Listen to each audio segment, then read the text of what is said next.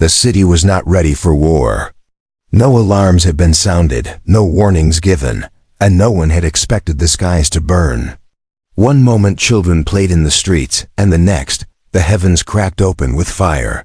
Ethan, a soldier who had long since laid down his weapon, watched the horizon as shadows spread over the ruined buildings. He had once fought in battles for his country, but that was years ago. Now he lived for his son, Daniel, a boy barely 7, whose smile was the only light left in his life. Ethan thought he had left violence behind. But the universe had other plans. The first explosion shook the earth with a deafening roar. Towers crumbled as alien machines descended, black and metallic, their wings like monstrous insects. Red lights glowed from their cores, scanning, searching, hunting. The air was filled with a terrible hum, the sound of something unnatural moving in unison. Humanity had never faced anything like it before. People ran through the streets in panic. Mothers screamed for their children. Fathers dragged their families toward safety, though no safety existed anymore.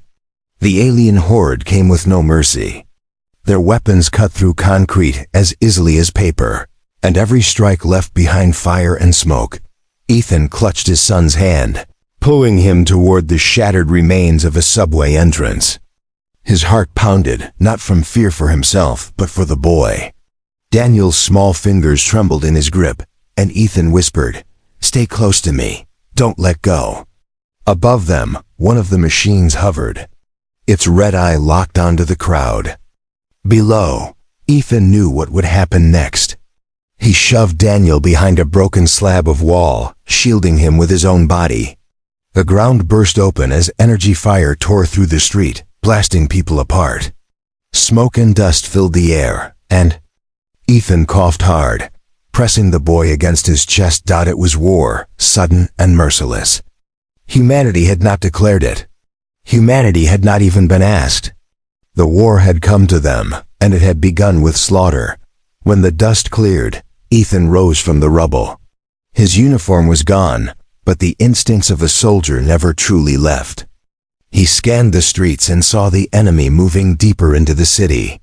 They advanced like a tide of steel and fire, their machines stepping over crushed cars and broken bodies.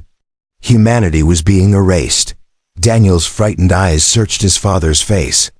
"Why are they doing this?" The boy whispered. Ethan had no answer. He only knew one thing: he would not let the boy die here. Not like this. He spotted a broken rifle on the ground beside a fallen soldier. Without hesitation, he picked it up. His hands remembered its weight. His arms remembered its purpose. He checked the chamber. It still had life in it. The familiar click of the weapon brought back memories he had tried to bury, but now they rose with a fire he could not contain. "Stay behind me," he told Daniel, his voice steady. "Whatever happens, don't run away from me." The boy nodded, clinging to his father's side. Through the smoke, Ethan saw the enemy closer now. A small scouting machine hovered low, scanning bodies for survivors. Its red lights swept across the street, pausing on the faintest movement. Ethan could feel its eyes searching. He knew they were found. He didn't wait for it to strike. With a sudden fierce motion, Ethan raised the rifle and fired. The shot rang out sharp and loud, echoing through the ruined street. The machine jerked, sparks spilling from its core, before it crashed into the rubble. Daniel gasped, his eyes wide with shock. For the first time in his young life, he had seen his father become something more than just a protector. He had seen him become a warrior, but Ethan knew this was only the beginning. For every machine he destroyed, 100 more would come. The alien horde was vast, unrelenting, and merciless. Yet as he looked at his son, Ethan felt something inside him burn brighter than fear. It was not just about survival anymore. This was about defiance. This was about showing the alien invaders that humanity would not bow, not break, not vanish quietly into the dark. Ethan gripped the rifle tighter, his voice low but filled with steel. "They came for our world," he said. but they'll learn what happens when they touch what we love." The boy looked up at him, fear giving way to something stronger - hope. And in that moment, a single man and a single child stood in the middle of a dying city, facing a war that no one had expected. The world was burning, but Ethan knew this was not the end. This was only the start of humanity's fight back. The streets no longer sounded like a city. They sounded like a battlefield. Fire roared through broken buildings.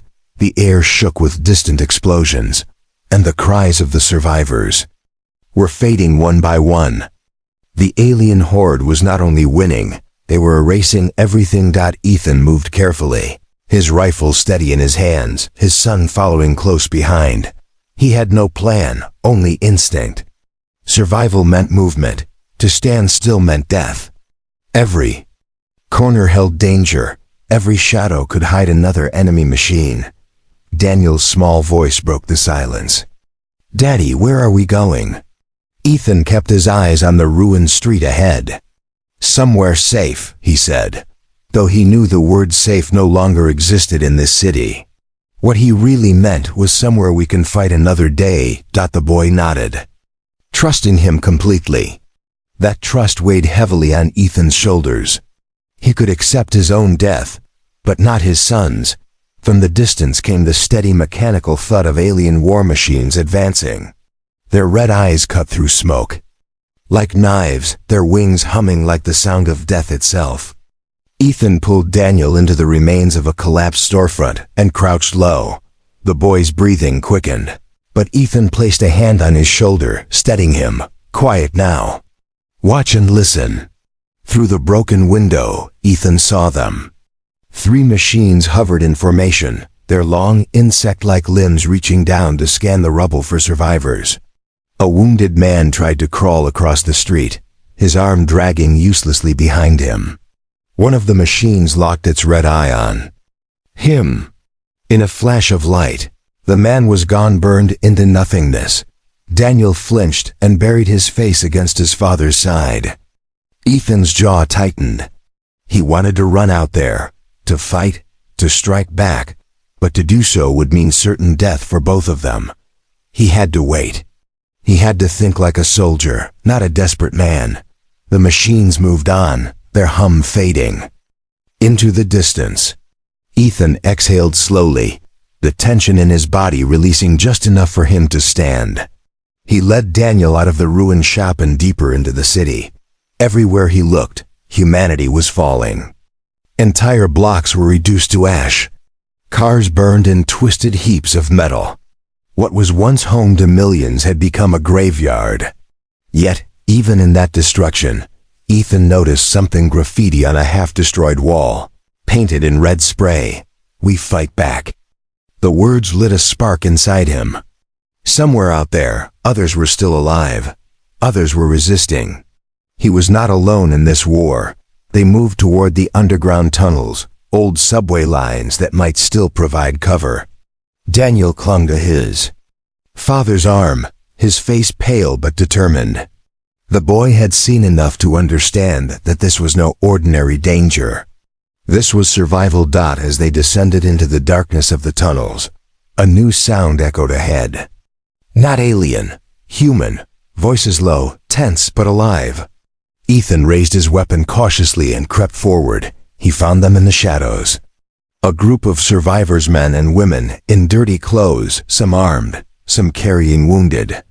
They froze when they saw him, eyes flicking to his rifle, then to the child at his side. One of them, a woman with short dark hair and a makeshift bandage on her arm, stepped forward. "Soldier?" she asked. Ethan shook his head. "Not anymore." She looked at the boy, then back at him. "Doesn't matter. If you can fight, you're one of us now." Behind her, Ethan saw their faces, tired, scared, but still burning with the same defiance he felt. They were not soldiers. They were ordinary people who refused to give up. Daniel's voice whispered, barely loud enough to hear, "Daddy, maybe we're not alone." Ethan's grip on his rifle tightened. No, they weren't alone.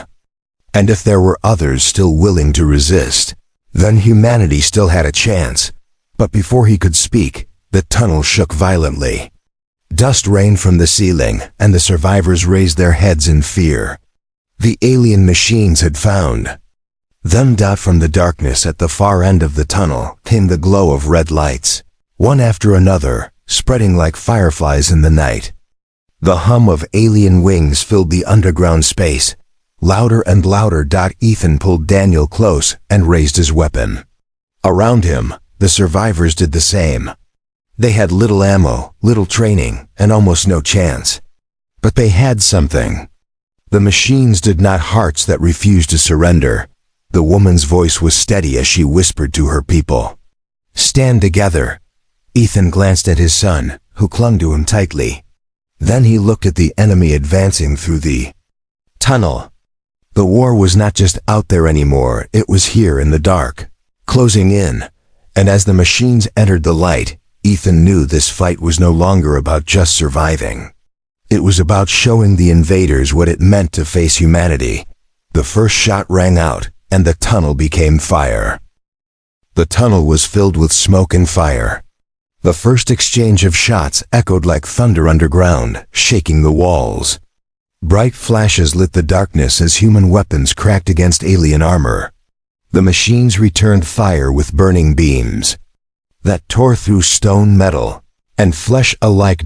Ethan pulled Daniel down behind a chunk of collapsed concrete, his rifle braced against his shoulder. The boy clung to his back, covering his ears from the deafening blasts. Ethan leaned out just enough to aim at the nearest machine. His fingers squeezed the trigger, and the shot slammed into the alien's glowing core. Sparks burst, and the machine faltered before crashing onto the tracks. The survivors cheered, their voices rising above the chaos for one heartbeat. But victory lasted only seconds. More machines poured into the tunnel, their red lights flashing, their weapons cutting through. The defenders. One man screamed as his arm was burned away. Another fell silent under the crushing blow of alien fire. The woman with short dark hair shouted over the noise, "Hold the line. Don't let them push through." She fired her shotgun, each blast echoing like thunder. Beside her, a young man swung a crowbar against a damaged machine, sparks flying as he struck again and again until it collapsed. Ethan fired shot after shot, moving with precision.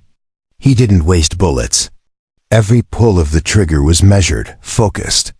He was no longer a father hiding from war, he was a soldier again. Daniel's wide eyes watched him, fear mixed with something else. Awe. The boy saw his father not as a man running from danger, but as a warrior standing against it. A beam of alien fire struck the ground close to them, blasting rubble into the air. Ethan shielded Daniel with his body, his ears ringing from the explosion. He coughed through the dust, pulling his son to his feet. "We can't stay here," Ethan growled. The woman shouted back, "Then where do we run? They'll chase us anywhere." Ethan scanned the tunnel. Ahead, deeper underground, he spotted a junction, a place where old maintenance tunnels split in several directions. It was narrow, dark, a maze. The machines were powerful, but their size would slow them in the smaller passages. "There," he pointed, "we draw them into the side tunnels. Spread them out, we'll stand a chance." The woman hesitated, then nodded sharply. "You heard him, move." The survivors began to fall back, dragging the wounded with them. Ethan covered their retreat, firing in bursts, every shot aimed to cripple another machine. Daniel clutched his father's arm, staying close but silent, his small body trembling with each blast of fire. They reached the junction, and Ethan pushed Daniel behind a pile of broken pipes. "Stay down, no matter what," he told him. The boy nodded, too scared to speak, but too brave to argue. The fight turned savage in the narrow tunnels. The machines forced their way in, but their wings scraped against walls, their limbs tangled in pipes. The survivors struck from shadows, hurling makeshift explosives, stabbing with sharpened steel, firing bullets at close range. For the first time, the invaders were not unstoppable. Ethan moved like he had in his old days of war, fast, decisive, ruthless. He slammed the butt of his rifle into a machine sensor, then fired point blank into its chest. Sparks exploded, and the tunnel glowed with fire. The young man with the crowbar shouted in triumph as he smashed another machine's leg, sending it crashing down. The woman pumped her shotgun again and again, each shot knocking an alien back. But the cost was heavy. One survivor was cut down by a beam before he could even scream. Another disappeared in a burst of fire. For every machine that fell, more seemed to take its place. Ethan's rifle clicked empty, no bullets left. His breath came hard, his body aching, but his mind refused to yield. He grabbed a fallen soldier's sidearm and fired again, each shot slower, weaker, but still defiant. At last, the tunnel grew quiet. Smoke filled the air, the red glow of alien machines dimming as the last one collapsed in sparks. The survivors stood among the wreckage, panting, bloodied, but alive. Ethan lowered his weapon. His hands shook, not from fear, but from the weight of what they had just done. They had fought the Horde and lived. Daniel crawled out from behind the pipes, his small face pale but determined. He looked at his father, then at the ruined machines scattered across the ground. "We beat them," he whispered. Ethan crouched, pulling the boy into his arms. "Not all of them, but enough to show them we won't fall easy." The woman stepped forward, her shotgun resting on her shoulder. Her eyes locked on Ethan. "You fought like you've done this before." "I have," Ethan said quietly. "Then you're what we need," she replied. "We can't win this war hiding in tunnels. We need someone to lead us." Ethan looked around at the tired, battered survivors. They were not soldiers, but they were fighters now. Humanity's fight wasn't over, it had just begun. He met her gaze and said, "I'm no leader, but I'll fight for him." He glanced at Daniel, "And for all of you." The survivors nodded, one by one. A silent agreement passed between them. For the first time since the invasion began, Ethan felt something stronger than fear. It was the beginning of resistance. The war for humanity had only started, but here, in the darkness of a ruined tunnel, hope was born. The survivors rested in the silence that followed the battle. The tunnel smelled of smoke, metal, and blood. The red glow of broken alien machines faded, leaving only the flicker of small fires to light the darkness. Some people cried quietly over the bodies of those they had lost. Others simply sat in shock, their faces hollow, their eyes empty. Daniel clung to his father's arm, too tired to speak. Ethan sat beside him, his back against the cold stone wall, rifle across his lap. He had seen war before, but never like this. Wars between men had rules, even in chaos. This war had none. The aliens gave no mercy, and humanity could only answer with stubborn defiance. The woman with the shotgun came over and sat across from him. Her arm was bleeding again where the bandage had slipped, but she ignored it. She studied him for a long moment before speaking. "You kept us alive," she said. Ethan shook his head. "We kept each other alive." She gave a small smile. "Maybe, but without you, we'd all be gone. Name's Claire." "Ethan," he replied. Her eyes flicked to Daniel, who had fallen asleep with his head against his father's chest.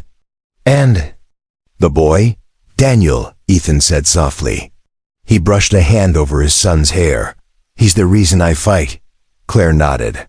"He might end up being the reason all of us fight." For a moment, they sat in silence. Then Claire leaned closer, her voice low. "There are whispers. Other groups, not just us, fighting back across the city. Some found old military stockpiles. Some are building weapons from scraps. People are trying, Ethan, but they need more than scraps. They need hope. They need someone who can show them how to fight, how to stand." Ethan looked down at his scarred hands. He remembered the battlefield long ago, the weight of command, the faces of soldiers who had followed him into fire. He had promised himself never again. But promises meant nothing now. Before he could answer, the tunnel shook again, this time not from an attack, but from a controlled blast far above. Dust rained down, and everyone tensed, weapons raised. Then came a distant echo of cheers, faint but real. Claire's eyes widened. That's not the enemy, that's us.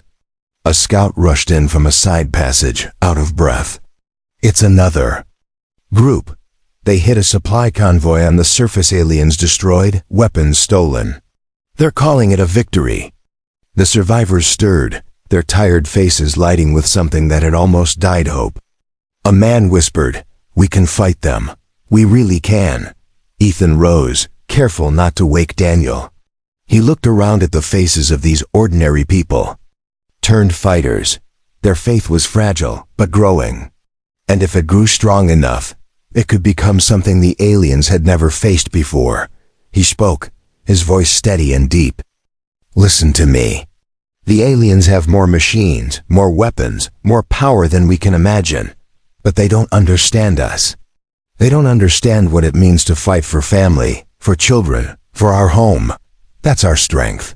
That's what they'll never break." Every face turned toward him. Even in the dim light, he could see the fire catching in their eyes. "We can't fight them head on," Ethan continued. "Not yet, but we can cut them. We can bleed them. Every convoy we hit, every patrol we destroy, every weapon we take, it all matters. If we make them pay for every step they take, they'll learn what humanity really is." Claire nodded slowly, her voice carrying strength. "He's right. We can't wait for salvation. We are the salvation." The group murmured in agreement, their whispers turning into a quiet, growing chant. "We fight back. We fight back." Daniel stirred awake, his small voice joining the chant. "We fight back." Ethan looked down at him, pride and fear mingling in his heart. He wished his son never had to see this, never had to carry such heavy words. But in his eyes he saw courage. Even a child could understand defiance. That night, the survivors prepared. Ammunition was shared, weapons cleaned, makeshift explosives built from scavenged supplies. Maps of the city were drawn in dirt and chalk, showing alien patrol routes and weak points. The underground became not just a shelter, but a base of resistance. Ethan walked the tunnels, checking on every fighter, speaking to each one. He reminded them of their strength, their purpose. Not as a commander, but as one of them, a man who had lost everything except the will to fight. When he returned to Daniel, the boy was awake, watching him with wide eyes. "Are we really going to win, Daddy?" Ethan crouched beside him, placing a hand on his shoulder. "We'll make them remember us," he said. "That's how we win. We make sure they never forget humanity." The next morning, the resistance rose from the tunnels like shadows from the earth. Armed with stolen rifles, shotguns, and homemade bombs, they moved through the ruins of the city. For the first time since the invasion began, they were not running. They were hunting. And as the alien patrols searched for broken survivors, they instead found something else waiting in the smoke and fire: human defiance, sharpened into a blade. War was no longer unexpected. Now it was chosen. The city no longer felt silent. For weeks it had been nothing but ruins, fire, and the hum of alien machines. But now, in the darkness beneath the streets, something was stirring. The survivors had become fighters, and whispers of defiance spread through every broken tunnel and shattered building. Ethan stood before a map scratched into concrete with chalk. Circles marked alien patrol routes, arrows pointed to supply depots. Around him, men and women leaned in, weapons slung over their shoulders, eyes fixed on the plan. Claire pointed at one circle. "Here, supply station. They refuel their machines, store their weapons. If we hit it, we cripple their patrols for days." A younger fighter shook his head nervously. "It's suicide. They'll have guards, drones, scanners." Ethan's voice cut through the fear. They think we're too broken to fight. That's why we'll win. They won't expect this." Silence followed, heavy but not hopeless. Then, one by one, heads nodded. If there was a chance to strike back, they would take it. Daniel sat nearby, watching his father carefully. His small hands clutched a piece of scrap metal he'd shaped into a little toy sword. He didn't speak, but his eyes burned with something Ethan understood all too well. He wanted to believe his father could make the impossible possible. That night, the resistance moved. They crawled from the tunnels like ghosts, slipping through alleys and ruins under the cover of smoke and shadow. Every step was measured, every sound dangerous. Above them, alien machines drifted through the sky, their red eyes scanning. Ethan led from the front, rifle steady, his mind calm. He had walked battlefields before. He knew the weight of fear, but he also knew how to use it. Fear sharpened him, kept him alive. At last, they reached the supply station. It had once been a stadium, its walls broken, but still standing. Now it was filled with alien crates and fuel tanks, guarded by machines that prowled with insect-like precision. The air glowed faintly red from their lights. Claire crouched beside him, whispering, "We set the charges, blow the tanks, and run before they know what hit them." Ethan nodded. Fast and clean, no mistakes. The fighters split, moving into position. Claire and two others carried explosives made from stolen fuel cells and scrap. Ethan and a handful more covered them with rifles. But Daniel had followed, hiding close behind his father despite being told to stay back. Ethan spotted him too late. His son's wide eyes stared at the alien machines, his breath shaking. Ethan's chest tightened with both anger and pride. Even in the heart of danger, Daniel had chosen to stand with him. Before he could send the boy back, one of the machines turned sharply, its red eye sweeping across the rubble. Ethan froze. The scanner beam passed just inches away from them.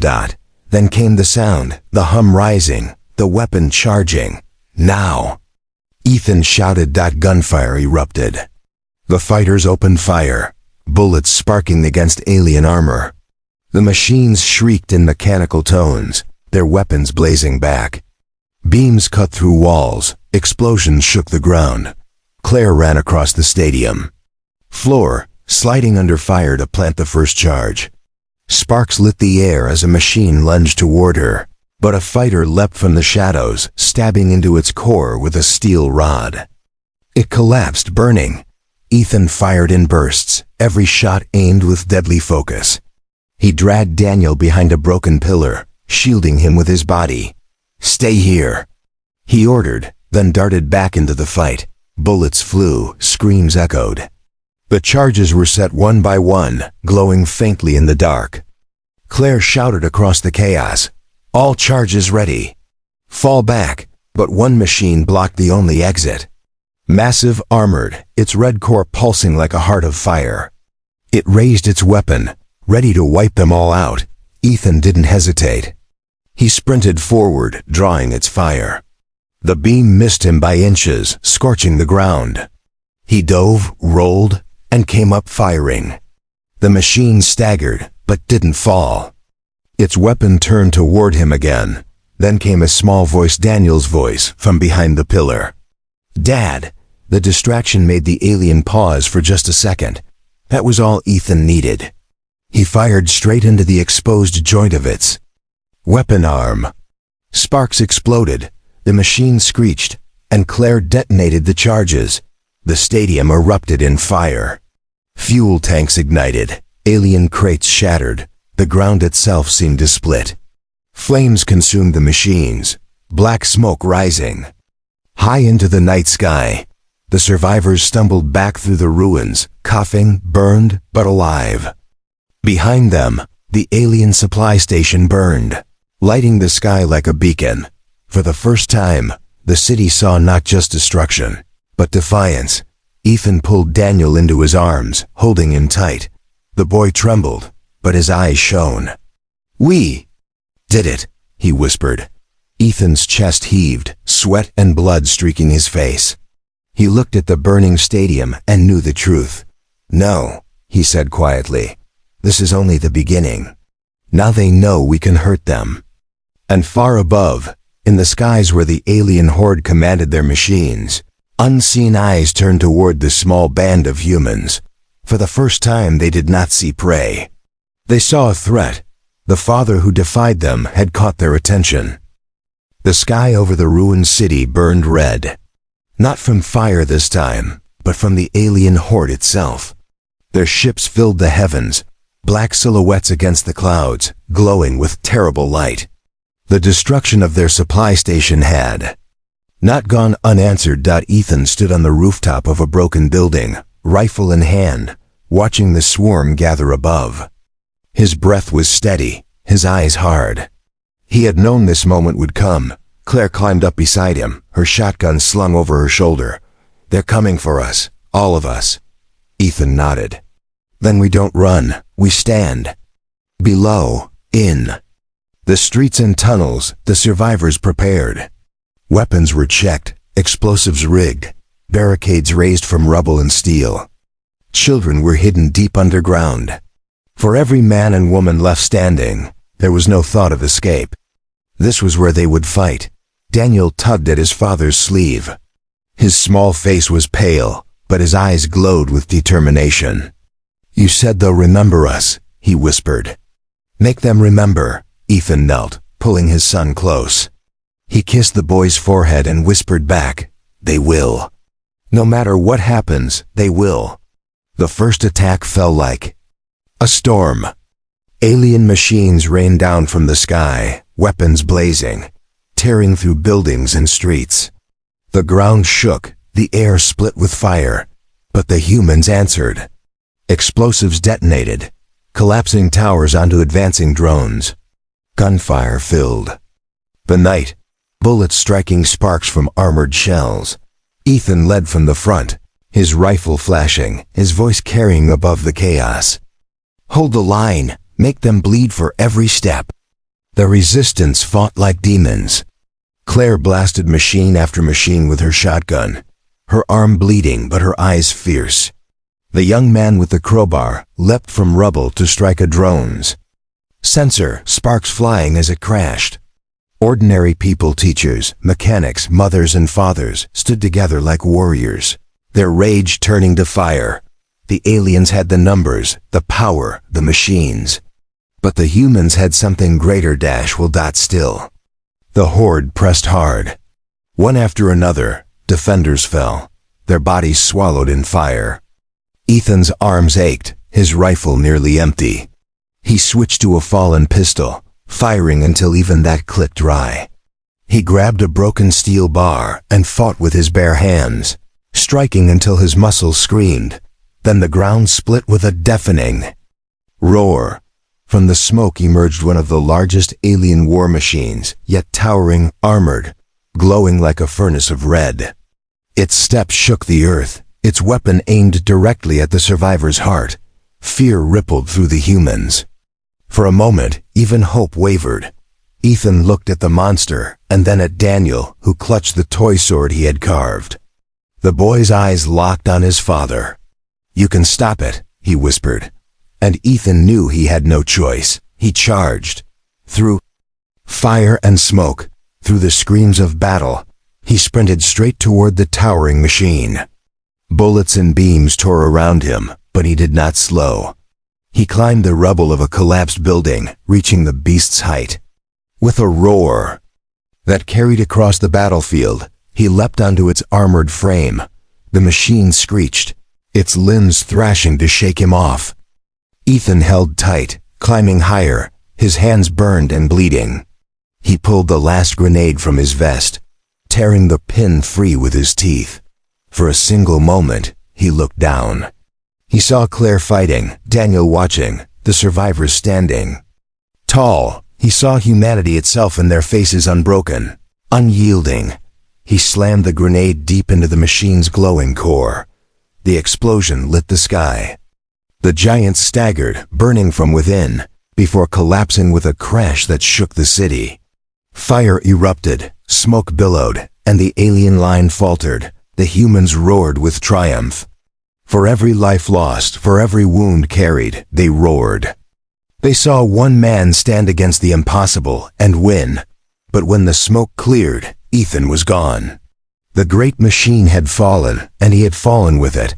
Daniel ran forward, his small hands shaking as Claire held him back. His voice cracked as he cried out, "Daddy!" The survivors stood in silence, grief heavy in their hearts. But that grief turned into something stronger. Because Ethan's sacrifice had not been in vain. His defiance had become their defiance. His war had become their war.